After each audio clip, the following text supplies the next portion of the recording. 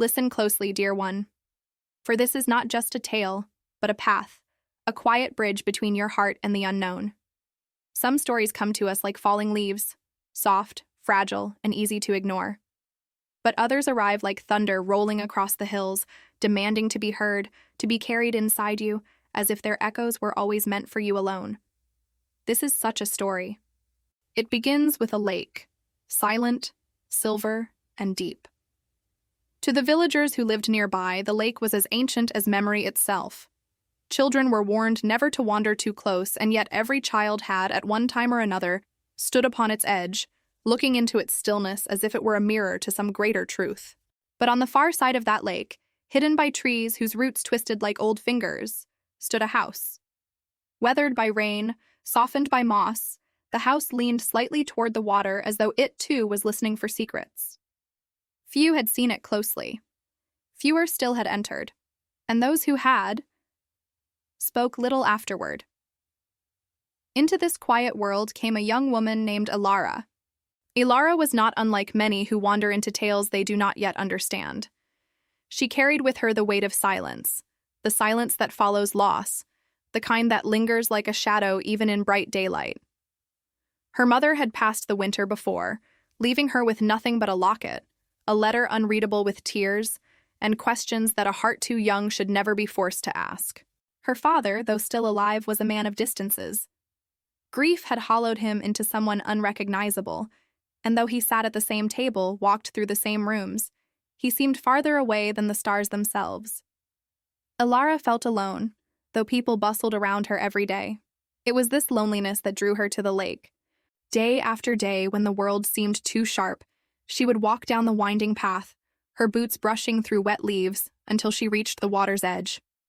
There she would sit, knees hugged close to her chest, watching the silver surface ripple. She did not know why she was drawn there. Perhaps it was because the lake held its silence the way she held hers. But one late autumn evening, as the sky bled into shades of copper and violet, Elara saw something that made her heart pause. Across the lake, through the mist rising like pale smoke, she saw the house. It had always been there, whispered about in hushed tones by old villagers, but now it seemed to look back at her. A flicker of light burned faintly in one of its windows, as if someone, or something, was watching. For days she tried to ignore it. Yet each time she returned, she saw the same faint glow. A lantern, perhaps. A candle. Or a soul unwilling to rest. One afternoon, as clouds pressed low against the horizon and rain threatened to fall, Elara met a man on the path to the lake. He was old, with hair the color of frost and eyes that seemed to hold entire winters within them. He carried a walking stick carved with spirals and symbols she could not read. "You've been visiting the lake often," he said, his voice steady, almost kind. "Have you seen the house?" Elara hesitated, then nodded. The man looked at her for a long time, then whispered, "The house beyond the lake remembers those who are lost. But remember, child, not every memory is meant to be touched." She wanted to ask more, but before she could, he turned and walked away, his form soon swallowed by the mist. That night, she dreamt of the house. In her dream, she stood at its door, her hand reaching for the rusted handle. She could feel the cold wood beneath her fingertips, smell the damp moss clinging to its walls. And just as she was about to step inside, she heard a voice soft as wind through reeds, calling her name. "Elara." She woke with her heart hammering, sweat damp on her brow, the echo of that voice still lingering. Days turned to weeks, but the dream returned, always the same. The house.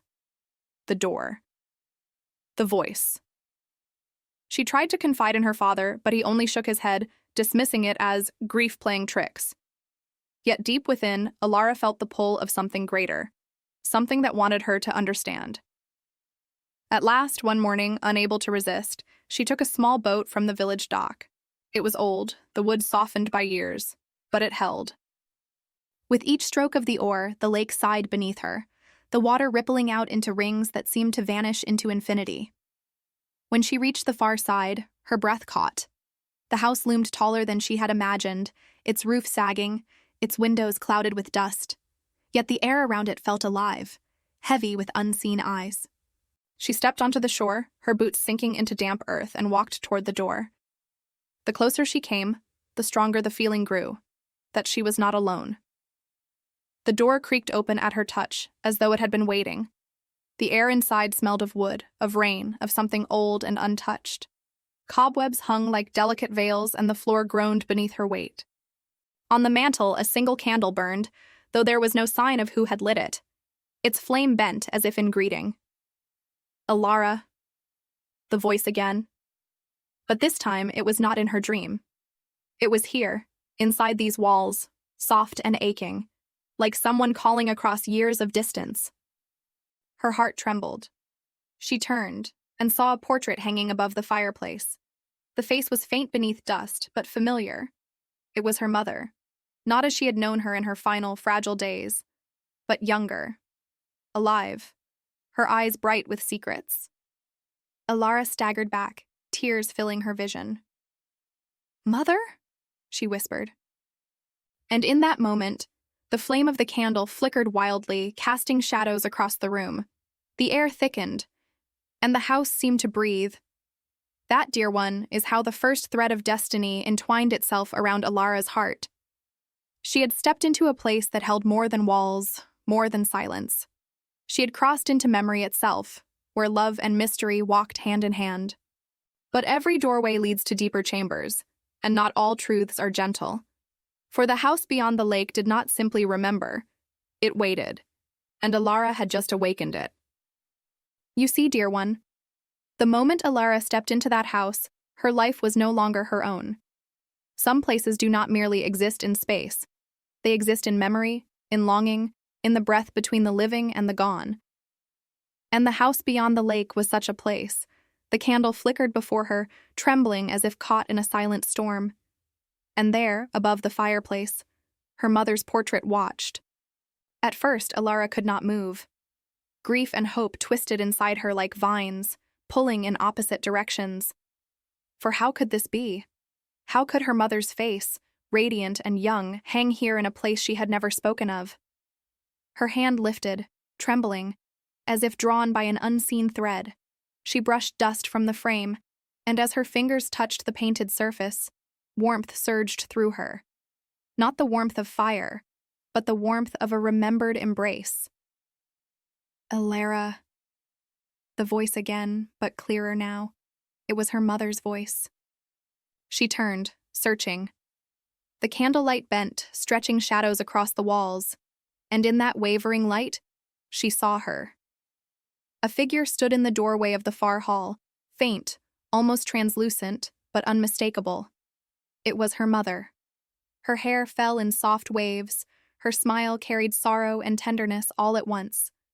Elara gasped, tears spilling down her cheeks. "Mother!"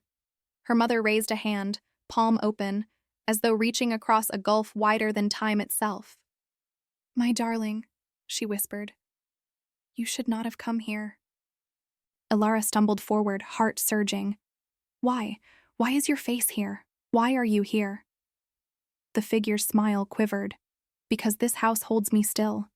Part of me never left." And then, as suddenly as she appeared, her form began to fade, dissolving into mist until only silence remained. Elara fell to her knees. The candle flickered once, then steadied. That night she returned home, but the world no longer felt the same. The village seemed smaller, her father more distant than ever. When she tried to speak of what she had seen, he grew pale and angry, slamming his fist against the table. "Do not speak of that place," he shouted, voice raw with fear. "It has taken enough from us. Promise me, Elara, promise me you'll never go back." But promises made against the current of the heart seldom hold. For night after night the dreams returned. The house, the voice, her mother's sorrowful smile. It was as though the house itself whispered to her through the dark, reminding her that something unfinished lingered across the lake. And so, on a morning heavy with fog, Elara went again. This time the house did not resist her. The door swung wide with ease, and the air inside felt warmer, almost welcoming. She stepped carefully, each floorboard groaning beneath her weight. In the parlor, she found something new, A book lying open on the table. Its pages were filled with inked handwriting, her mother's handwriting. The same loops and flourishes Elara had seen in letters tucked away at home. She read the words with trembling eyes. If you are reading this, my daughter, then the house has allowed you in. Know this. I came here once before you were born. This house, it remembers. It shows you what you have lost, what you ache for, but it also asks something in return. Do not linger too long. Do not let it bind you. I gave part of myself to it, so that one day, if you needed me, you would not be alone. Elara clutched the book to her chest. The words blurred with tears. She could almost hear her mother's voice weaving through them, soft and close. Yet, in the margins of the final page, a single line was written darker, as though etched with urgency. Beware the other presence. The house remembers love, but it also remembers sorrow. The air chilled as she read that line. The candle flame sputtered. From the hallway beyond, a sound arose. Not soft, not gentle, but a dragging, heavy breath. Elara froze. The sound drew nearer. She backed away slowly, clutching the book. The door slammed shut of its own accord, and she was trapped. Then she saw it, a figure emerging from the shadows of the hall. Unlike her mother's gentle light, this figure was dark, its form shifting like smoke. It moved slowly, yet with a certainty that made her heart pound. Its face was a blur, its presence heavy with grief so deep it nearly crushed the air. Elara, it moaned, the word twisted, broken. Stay. Her mother's warning burned in her mind. The house remembered love, but it also remembered sorrow. And this was sorrow given form. She ran. Through the kitchen, past windows that rattled in their frames, down a narrow stairwell into the cellar. The figure followed, its footsteps echoing like stones falling into a well. In the cellar, she found another door, small, half hidden by broken crates. She pushed it open, stumbling into a low chamber where water dripped from the ceiling.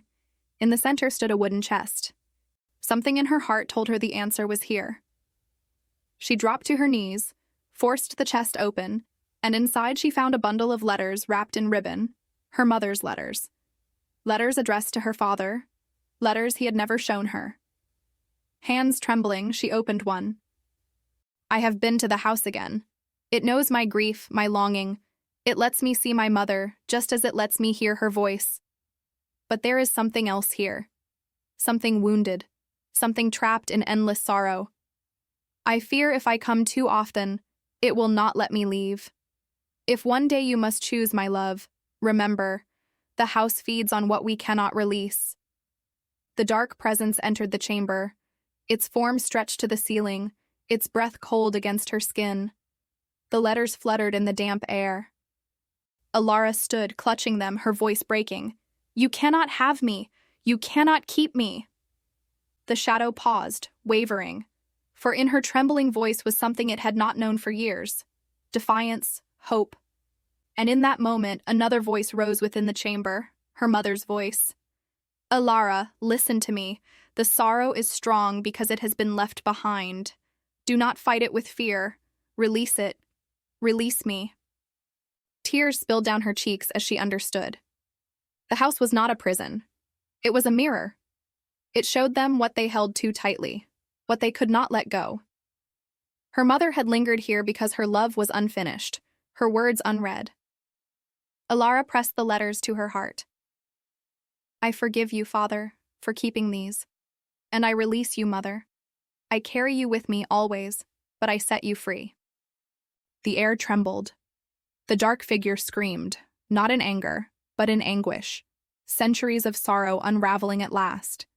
Its form dissolved into mist, fading into the stone walls until only silence remained. And in that silence, her mother's figure appeared one final time. She was smiling, her eyes filled with peace. My darling, you are stronger than you know. Live fully, love bravely, and remember, the house does not bind you. It has given you back to yourself. With that, her image faded like the last breath of a candle. Elara fell to her knees, sobbing, not with despair, but with release. For the first time since her mother's death, she felt light inside her chest, as though 1,000 chains had been broken. When she returned home, dawn was breaking over the lake. Her father waited by the shore, his face etched with fear and sleeplessness. She handed him the letters, placing them gently in his hands. He read the first few lines, and his face crumpled. For the first time in years, he wept openly, pulling her into his arms. "Forgive me," he whispered. "I thought I was protecting you, but I was only hiding." And in that embrace, Elara knew the house had done its work. The villagers still whisper about the house beyond the lake. Some say it is cursed, others call it holy. But Elara knows the truth. It is not a place of evil. It is not a place of magic alone. It is a place where memory and longing meet, where love and sorrow weave together. It is a place that asks you one simple question: what will you carry, and what will you release? Elara never returned to live within its walls, but she carried its lesson all her days. And sometimes, when grief threatened to rise again like a storm, she would walk to the lake's edge, place her hand over her heart, and whisper the wisdom she had learned. Love is not meant to bind us. Love is meant to set us free. And so, dear one, remember this. Every sorrow you hold, every wound you carry, is but a shadow waiting to be released. And every love you fear to lose never truly leaves. It becomes the light by which you walk forward. The house beyond the lake was never about walls or windows. It was about the chambers of the heart. And in truth, we all carry such a house within us, silent, waiting, listening. When you are ready, open its door.